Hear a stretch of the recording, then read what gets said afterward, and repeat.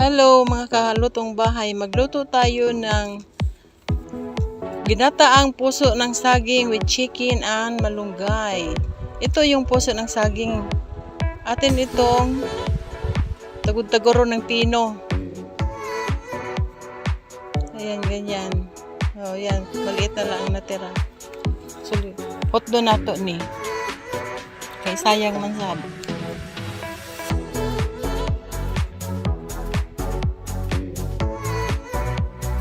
Shout out mga kalutong bahay.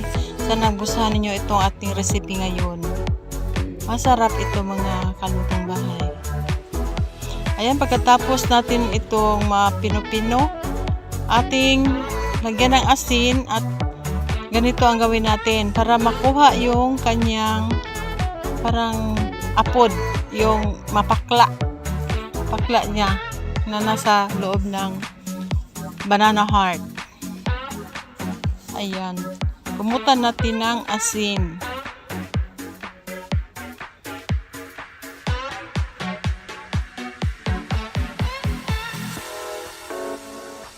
Hello sa aking team Stardom Pastilan at Golden Heart. Sa aking admin, si Sis Bitsa TV. Admin Lord Slacius and Sing by Heart Official. Hello sa inyo. At sa aking mga members, sa aking mga subscribers. At nagpainit na tayo dito ng mantika.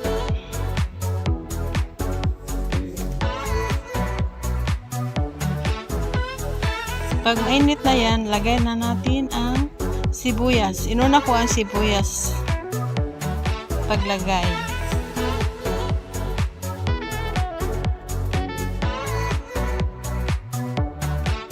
Ayan. Then, ahos, bawang.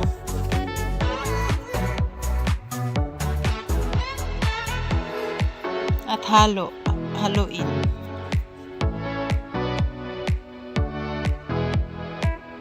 Lagay din ako dito ng konting luya.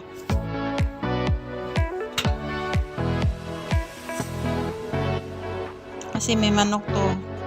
Masarap siya pag may luya.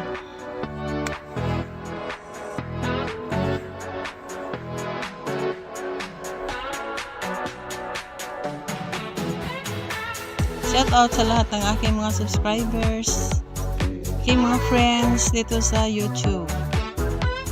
At sa aking batchmate nga palagi siyang naka-like at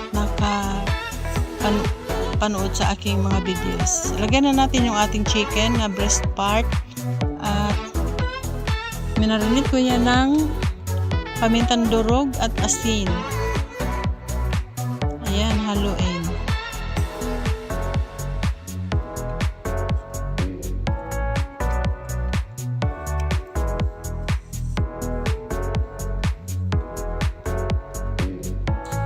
At sa iba ko pang mga subscribers, sa aking mga hindi talaga nag-iwan sa akin, hindi nila ako iniwan kahit gano'n sila katagal.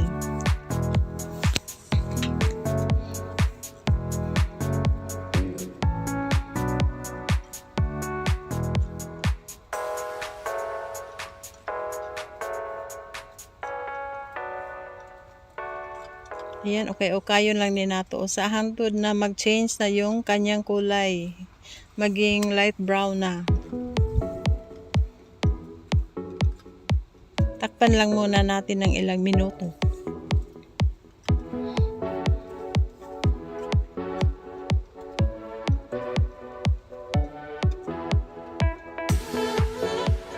Ayan, at haluin natin ulit.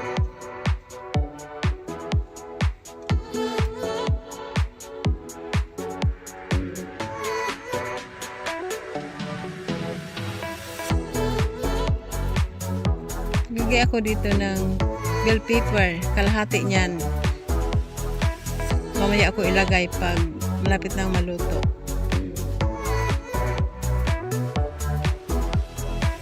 Hindi ko pala nasabi, naglagay ako dyan ng seasoning na chicken cubes. Yan ang ating banana heart, ating puso ng saging.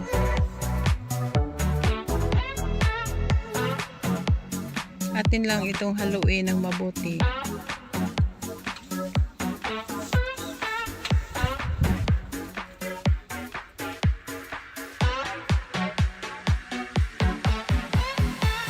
Masarap ito mga kalutong bahay. Nakalauto na ko nito dati, pero hindi ko in-upload.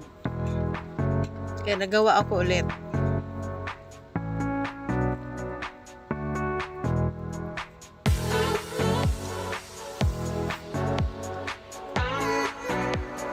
Ayan ang ating unang gata. Yan ang iluto natin sa ating banana heart at sa chicken. Kailangan muna natin yang palambutin. Bago natin ilagay yung ating unang gata, kailangan natin palambutin muna yan.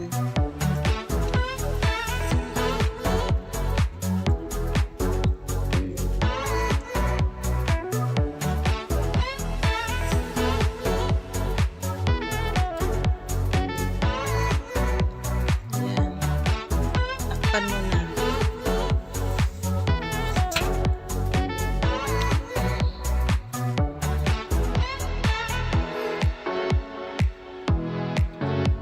Mga 5 minutes. Ayan, inulit natin ang paghalo.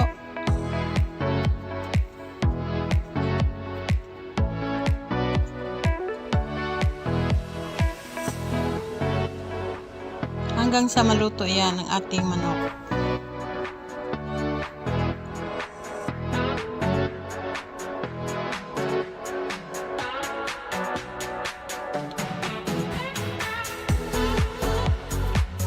Ayan.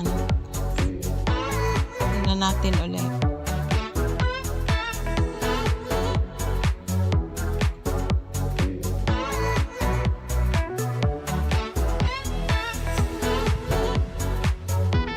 Ayan ang manok. Walang buto yan. At yan ang ating unang gata. Ayan.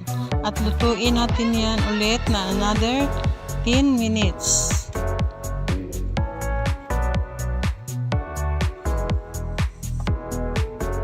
Kung anong kulang natin dyan, ilagay natin. Ayan, naglagay ako ng konting patis. Pang dagdag lasa. At ng ground black pepper. At ng asin. Lagay ako ng konting asin kasi meron ng patis. At naglagay din ako ng mga 1 tablespoon ng brown sugar.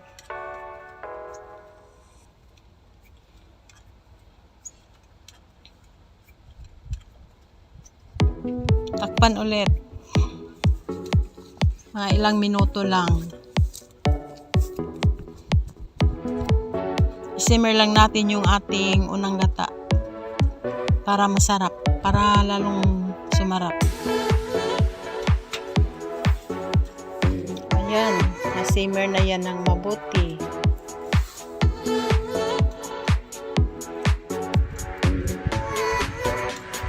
Takpan lang ulit.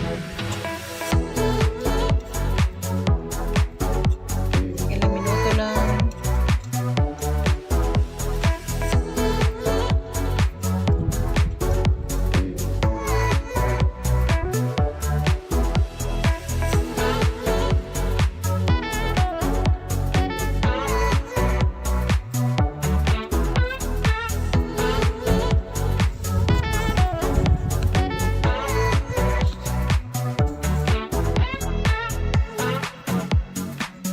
Yan, nilagyan ko ng malunggay. Fresh na fresh ang malunggay natin. Napakasarap nito mga kalutong bahay. Pwede nyo itong subukan. Ang hindi pa nakasubok nito, subukan nyo. Dahil totoo yung sinasabi ko na masarap ito talaga.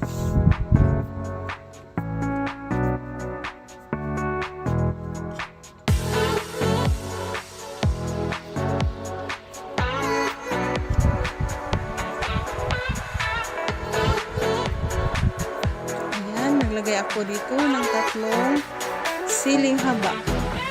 Hindi ko lang in-slice kasi baka maanghang siya. At nilagay ko yung bell pepper na kalahati yung nilagay ko kanina. Ito yun. Yan.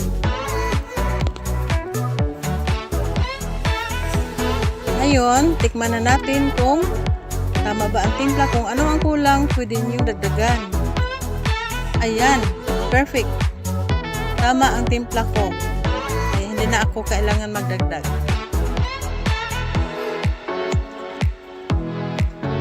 Ayan, at luto na yan. Sana nagustuhan ninyo itong ating recipe. O, ayan o. Ito o. Ang ganda. At ang sarap pa. Sana nagustuhan ninyo ito mga kalutong bahay. Maraming salamat sa inyong panunood.